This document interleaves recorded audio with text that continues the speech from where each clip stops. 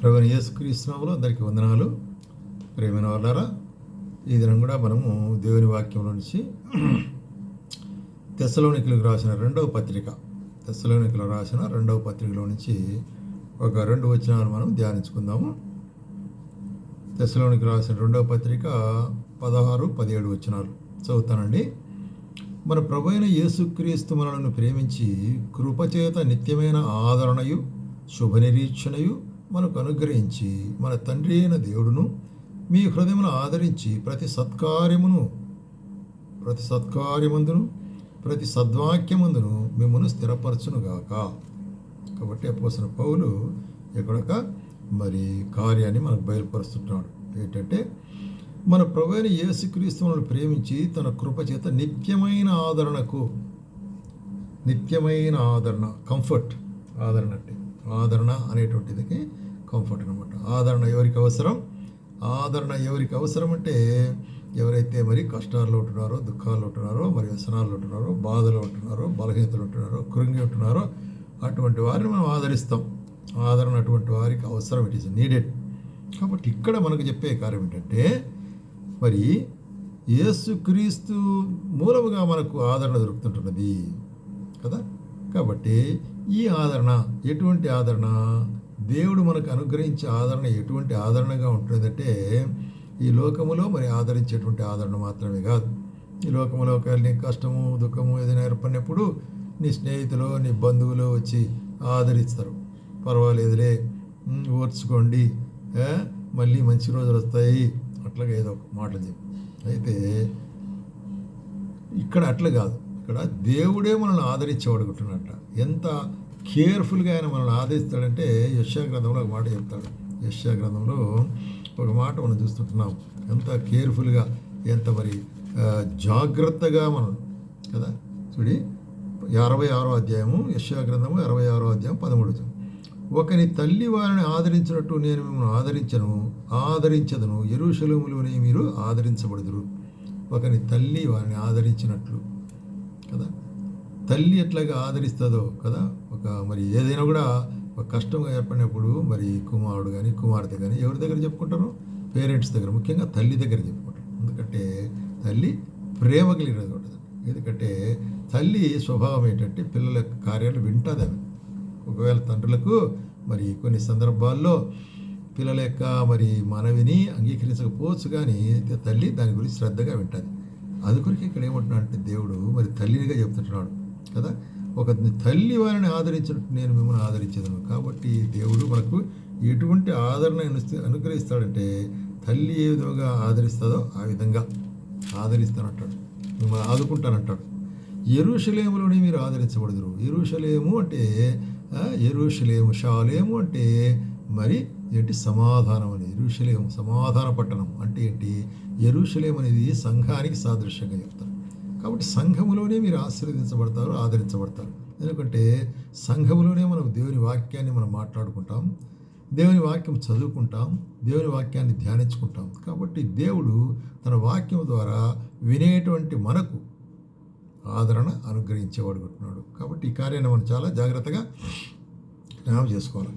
అందుకొరకే మనము మందిరానికి వెళ్ళినప్పుడు, లేక సంఘానికి అసెంబ్లీకి వెళ్ళినప్పుడు అక్కడ దైవవాక్యం బోధించేటప్పుడు జాగ్రత్తగా వినాలి. వినేటప్పుడు ఆ యొక్క మాటలు మనల్ని ఆదరించేట్టుగా ఉంటుంది. అందుకొరకే ఇక్కడ ఏమంటే, దేవుడు దీనికి ఏమంటున్నాడు? తల్లి ఆదరించినట్లు ఒకని తల్లి అని ఆదరించినట్లు చిన్న బిడ్డను ఆదరించినట్టు నేను మిమ్మల్ని ఆదరించదు అంటాడు. కాబట్టి యేసుక్రీస్తు ద్వారా సమస్తమైన ఆదరణ మనకు అనుగ్రహించాడు. అందుకొరకే అపోస్తలుడైన పౌలు కూడా ఏమంటాడంటే, 1 కొరింథీయులకు రాసిన పత్రిక 2 కొరింథీయులకు రాసిన అపోస్తలుడైన పౌలు రాస్తుంటున్నాడు. 2 కొరింథీయులకు రాసిన పత్రిక 1వ అధ్యాయం 3వ వచనం.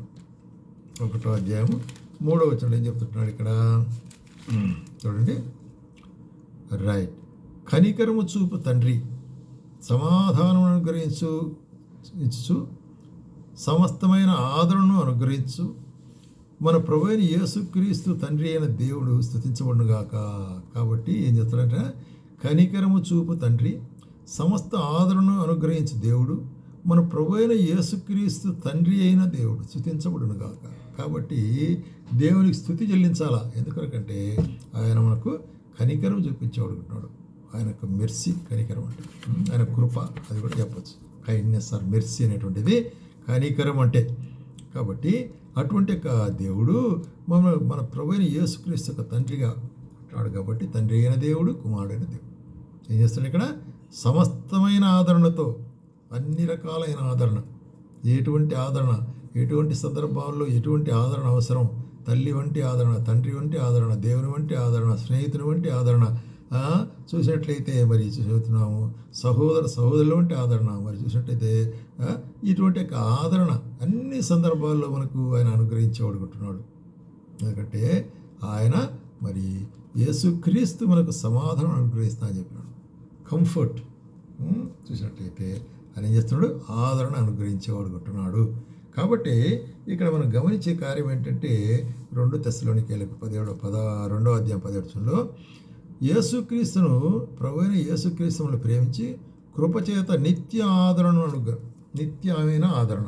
కాబట్టి ఈ ఆదరణ ఎట్లాగా దొరుకుతుందంటే యేసుక్రీస్తు యొక్క మరి మాటల ద్వారా మనల్ని ఆదరించేవాడుకుంటున్నాడు. చూడండి, ఉదాహరణకు మత్తయి సువార్త 9వ అధ్యాయంలో యేసు ప్రభు ఈ లోకంలో ఉండేటప్పుడు, జనుల మధ్యలో సంచరించేటప్పుడు జరిగిన సందర్భం ఏంటంటే 9వ అధ్యాయం 22వ వచనం అండి. ఏం జరుగుతుంది ఇక్కడ మరి యేసు ప్రభు జనముల్లో అక్కడ బోధిస్తూ తిరుగుతుంటున్నాడు. అప్పుడు ఏం చేసేది, ఒక ఆమె 12 సంవత్సరం నుంచి ఆమెకు వ్యాధి ఉంటున్నది. అనేక డాక్టర్ల దగ్గరికి పోయింది, అనేకలు మరి కన్సల్ట్ చేసిన డబ్బు అంతా కూడాను ఎంతో ఖర్చు పెట్టింది. అయితే ఆఖరికి ఒక తీర్మానం ఏంటంటే, నేను పోయి యేసు యొక్క అట్లీస్ట్ ఒక వస్త్రాన్నైనా తాకితే నేను స్వస్థ పొందుతాను. ఆ విశ్వాసం, ఆయన వస్త్రాన్ని ముట్టుకుంటే చాలని. కాబట్టి ఆమె రహస్యంగా ఆ గుంపులో ఉన్నప్పుడు కూడా వెనక పక్కగా పోయి మెల్లగా ఆ యేసుప్రభు వస్త్రం తాకుతానగానే యేసుప్రభుకు తెలిసింది ఆయన సమస్త వెలిగినవాడు దేవుడు. ఆయనలోంచి ప్రభావము పోయి ఆమెను స్వస్థపరిచింది. వెంటనే వెనక్కి తిరిగి ఏమంటున్నాడు? కుమారి ధైర్యంగా ఉండమంటున్నాడు. నీ విశ్వాసం నిన్ను బాగుపరిచింది. కానీ కుమారి ధైర్యంగా ఉండడు. అంతవరకు అటువంటి ఆదరణ చెప్పిన వాళ్ళు ఎవరు లేరు ఆమెకు. ఆదరణ మాట మాత్రమే కాదు, కుమారి ధైర్యంగా ఉండవు, నీ విశ్వాసం నిన్ను స్వస్థపరిచి ఉంటుంది. కాబట్టి మాట క్రియ కూడా జరిగి ఉంటుంది. కాబట్టి ఆయన సమస్తమైన ఆదరణ, అటువంటి వ్యాధి కలిగిన వారికి ఆదరణ. అట్లాగే ఒకసారి యేసు ప్రభు ఒక ఊరిలోకి వెళ్తుంటున్నాడు. మరి చూసినట్లయితే ఇక్కడ నాయిను అనే ఊరిలోకి వెళ్తూ పోతుంటే ఊరి గౌని దగ్గరికి వచ్చేటప్పటికి ఒక చనిపోయిన మనిషిని మోసుకుంటూ పాడ మీద ప్రజలు అక్కడ వచ్చారు. అతని ఆ చనిపోయిన వ్యక్తి యొక్క తల్లి విధవరాలు, అతని ఒక్కటే కొడుకు పాపం. ఆ కొడుకు కూడా చనిపోయాడు. కాబట్టి అయ్యో అని ఏడ్చుకుంటూ వస్తుంది చాలా. అప్పుడు యేసు ప్రభు ఏం చేశాడంట? కనికరపడి, కాబట్టి ఆమె ఏడ్చేది, గుంపులో కూడా ఆమెతో కూడా ఏడ్చేది, వాళ్ళని చూసి కనికరపడి ఆగండి అని చెప్పి పాడెను ముట్టగానే చిన్నవాడు నిలిచిరి. చిన్నవాడా లెమ్మన్నాడు. అంతే, ఇంకేం లేదు. చిన్నవాడా లెమ్మని చెప్పిన వెంటనే ఏం జరిగింది? ఇక్కడ చనిపోయిన వాడు లేచి కూర్చుంటే మాట్లాడసాగాను. కాబట్టి అతని తల్లికి ఎంతో ఆదరణ చెప్పాలనా, ఎంత గొప్ప ఆదరణ. చనిపోయినట్టు కుమారుడు తిరిగి మరి పొందింటున్నాను ఆదరణ. అటువంటి మరి ఆదరణ అనుగ్రహించేవాడు యేసు ప్రభు పెట్టినాడు. అట్లాగే మరి 14వ అధ్యాయం యోహాను సువార్తలో ఏమంటాడు? తన శిష్యులు చూసి, మీ హృదయములు కలవరపడనీయకుడి, దేవునియందు విశ్వాసం ఉంచున్నారు, నా యందును విశ్వాసం ఉంచుడి. నా తండ్రి ఇంట అనేక నివాసములు గలవు, నేనెలా మీతో చెప్పుదును. నేను వెళ్ళి మీ కొరకై స్థలం సిద్ధపరచుకు వెళుతున్నాను. కాబట్టి ఇక్కడ చెప్పే విషయం ఏంటంటే, యేసు ప్రభు శిలువలో మరణించి తిరిగి పరలోకానికి వెళ్ళనంటున్నాడు. కాబట్టి శిష్యులు ఏమనుకుంటున్నారు? అయ్యో ఇంతకాలము ఆయనతో కూడా ఉన్నామే, 3.5 సంవత్సరము బాగా ఆయన వెంబడిస్తూ మాటలు వింటూ ఆయనకు మరి భోజనం చేస్తూ ఎంతో నెమ్మదిగా సుఖంగా ఉన్నామే, ఇప్పుడు ఎట్లా అని దిగులు పట్టుకుంటానే అప్పుడు ఏం చేశాడు? యేసు ప్రభు దాన్ని ఎరిగి, మీ హృదయం కలవరపడనియద్దు, వెరవద్దు, నా యందు విశ్వాసం ఉంచండి, నేను వెళుచున్నాను, అయితే తిరిగి వస్తాను. ఇప్పుడు మీ కొరకు స్థలం సిద్ధపరచడానికి వెళుచున్నాను, తిరిగి నేను వస్తాను. ఎంత ఆదరణకరమైన మాట, హృదయమును కలవరపడని కదా, ఎంత ఆదరణకరమైన మాట అక్కడ మనం చూస్తున్నాం. అదే 18వ వచనంలో కూడా ఏమంటాడు?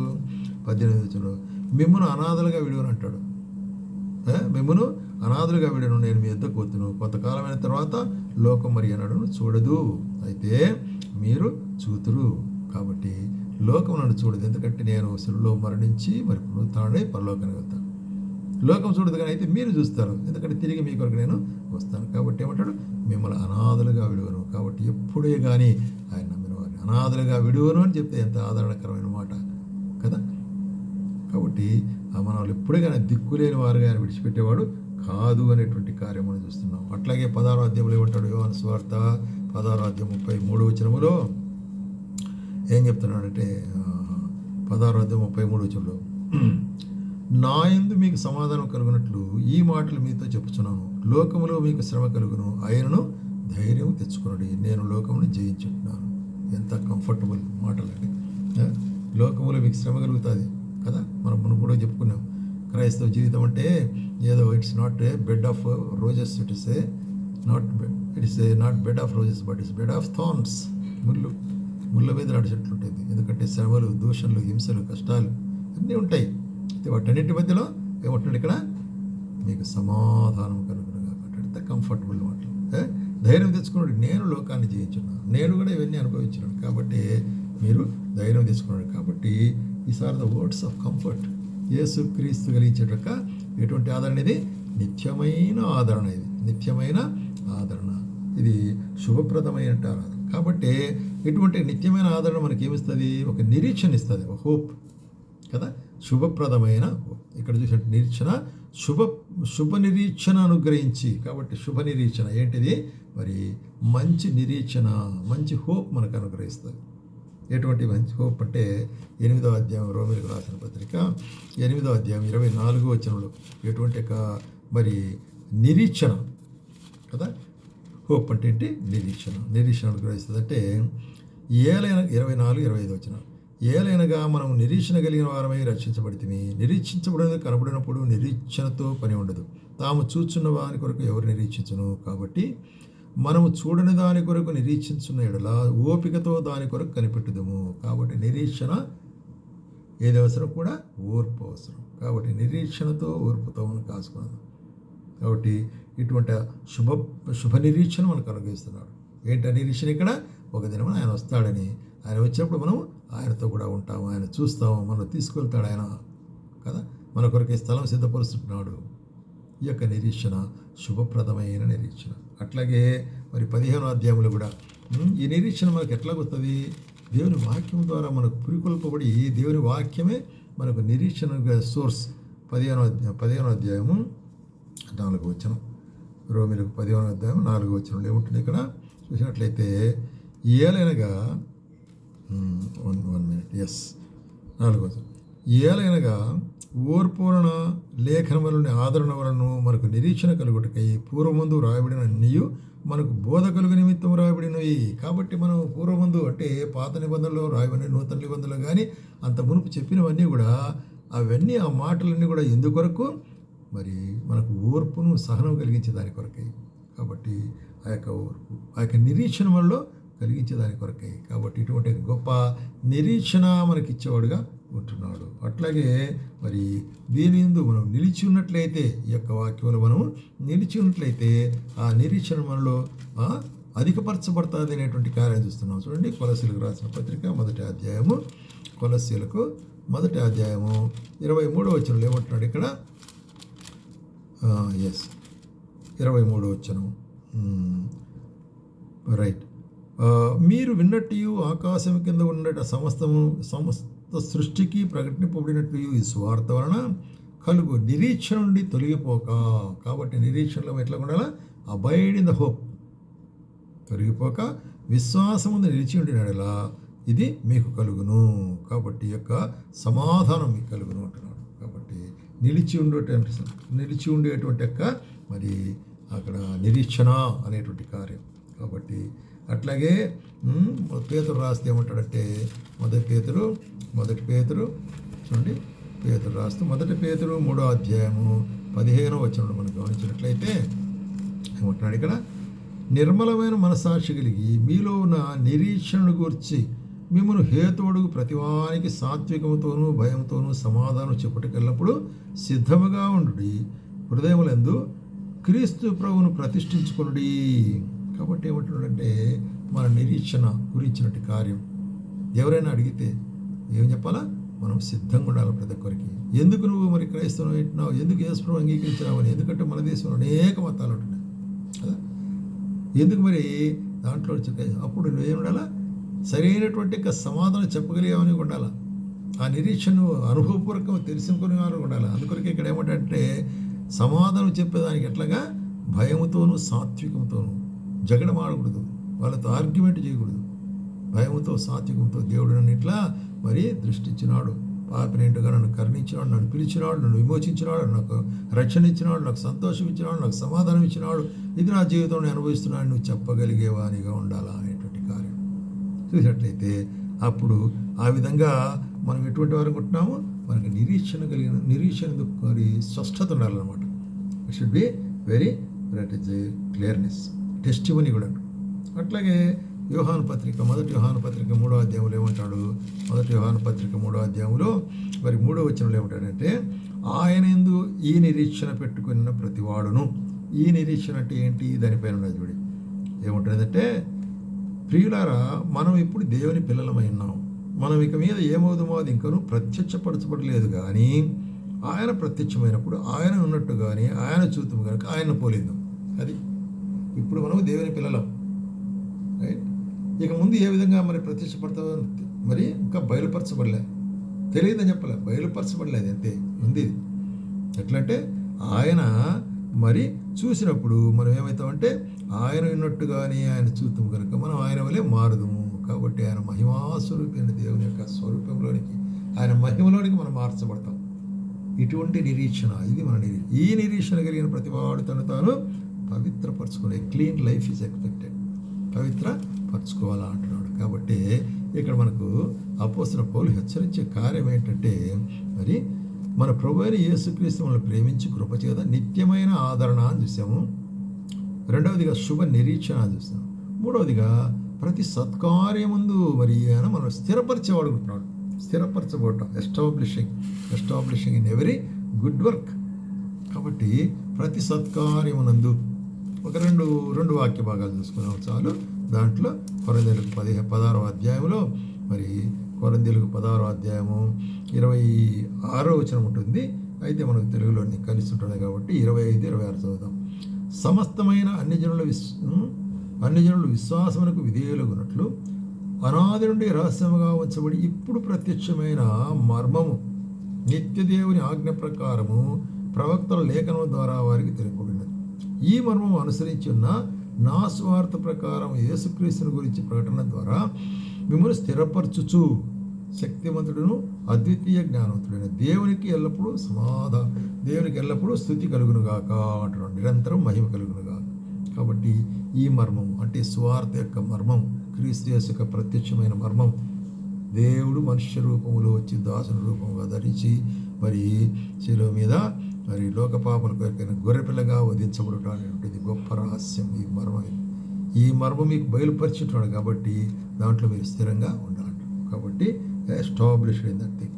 అట్లాగే మనం చూస్తుంటున్నాము మరి ప్రతి ఒక్క మంచి కార్యమునందు అంటున్నాడు. మంచి కార్యములో మీరు మరి స్థిరముగా ఉండాలంటాడు. ఎటువంటి మంచి కార్యం అంటే యేసు ప్రభువు ఏమంటాడు? మత్తయి సువార్త 5వ అధ్యాయం 16వ వచనంలో ఏమంటున్నాడంటే, మత్తయి సువార్త 5వ అధ్యాయం 16వ వచనములో ఆయన కొండ మీద ప్రసంగం చేస్తూ మరి ఇక్కడ చెప్పేట సలహా ఏంటంటే 16వ వచనము, రైట్, మనుష్యులు మీ సత్క్రియలను చూచి పరలోకముందున్న మీ తండ్రిని మహిమపరచినట్లు వారి ఎదుట మీ వెలుగు ప్రకాశింపనీయుడి అని చెప్తున్నాడు. అంటే దానికి మునిపి ఏం చెప్పాడు? మీరు లోకమునకు వెలుగైంటున్నారు. నేను ఎట్లాగా లోకానికి వెలుగైనానో మీరు కూడా లోకానికి, అంటే ఆయన నమ్మిన వారందరూ కూడా వెలుగు. ఎటువంటి వెలుగు? యేసుక్రీస్తుకు వెలుగును ధరించిన వారు ఉంటున్నారు. కాబట్టే వెలుగు ఏం చేస్తుంది? అది అందరికీ కనిపిస్తే అందరినీ ఆకర్షించేదిగా ఉంటుంది. అదేవిధంగా మీరు కూడా ఈ లోకంలో మీ సత్క్రియల ద్వారా, వెలుగంటే సత్క్రియల ద్వారా ఏం చేయాలా? మరి మీ తండ్రికి మహిమ.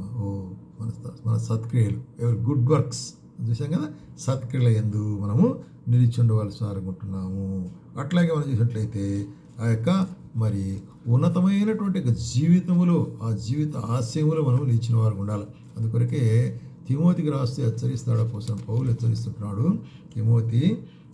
మొదటి తిమోతి 6వ అధ్యాయంలో మనం గమనించేట్టు వాక్య భాగం అంటే 17 ఎస్ 6వ అధ్యాయము 18-19 వచనాలు. వారు వాస్తవమైన జీవమును సంపాదించుకున్న నిమిత్తము రాబో కాలమందు మంచి పునాది తమ కొరకు వేసుకుని మేలు చేయువారును, అది సత్క్రియలు అను ధనమును గలవారును. కాబట్టి ఇవి మనం ఏంటి సత్క్రియలు అనేటువంటి ధనం, అది మన ధనం, డబ్బులు కాదు. మన సంపద ఏంటి సత్క్రియలు. ఇంకొకటి మేలు చేయుట అనేటువంటి దాని మీద రాబో కాలం కొరకై మంచి పునాది, అది రాబో జీవితంలోనికి మంచి పునాది కలిగి ఉంటే సత్క్రియను ధనము గలవారును ఔదార్యము గలవారును తమ ధనములో ఇతరులకు పాలిచ్చువారు. కాబట్టి అటువంటి వారు యేసు ప్రభు యొక్క పిల్లలు. అది దేవుని యొక్క సత్క్రియలను మనము సత్క్రియలు నిలిచి ఉండుట అనేటువంటి కార్యం. అట్లాగే పేతురు రాసేటప్పుడు కూడా 1 పేతురు 2వ అధ్యాయం 12వ వచనంలో ఏమంటున్నాడంటే 2వ అధ్యాయం 12వ వచనంలో పరలోకమునందు 12వ వచనంలో రైట్, అన్ని జనులు మిమ్మల్ని ఏ విషయంలో దూషింతురో ఆ విషయంలో వారు మీ సత్క్రియలను చూచి వాటిని బట్టి దర్శన దినమందు దేవుని మహిమపరచునట్లు. కాబట్టి దేవుని మహిమపరచాలంటే అన్ని జనులు ఎట్లా, మన యొక్క సత్క్రియలను చూసినప్పుడు ఓహో ఇటువంటి సత్క్రియలను గురించిన దేవుడు వీరి యొక్క దేవుడా, కాబట్టి వీరు మరి దేవునికి బిడ్డలు, కాబట్టి ఆయన నిజమైన దేవుడు అనేటువంటి విధంగా మరి అంగీకరించాలి. కాబట్టి మన సత్క్రియలు ఎట్లా ఉంటున్నవి, సత్క్రియల్లో స్థిరముగా ఉన్నట్లయితే అప్పుడు దేవునికి మహిమ కలిగేదిగా ఉంటుంది. కాబట్టి అక్కడ దేవుని మహిమ నిమిత్తమై అనేటువంటి కార్యాన్ని మనం చూస్తున్నాం. కాబట్టి ప్రియమైన వాళ్ళారా, మన జీవితాల్లో కూడా మరి ఆయన ఆదరణ పొందిన వారముగా, క్రీస్తు యొక్క ఆదరణ కార్యములు, ఆయన యొక్క వాక్యం ద్వారా మనం ఎరిగిన వారముగా, మన యొక్క నిరీక్షణ కలిగిన వారముగా, నిరీక్షణ మన దినదో అభివృద్ధి పొందే వారముగా, అట్లాగే సత్క్రియలు చేయట్లో మరి ఆయన నిలిచిండు వారముగా ఉండి ఆయన మహిమార్థమైన జీవించాలనే కార్యం. ఆ విధంగా జీవించడం ప్రభు మనకు సహాయం చేయాలి.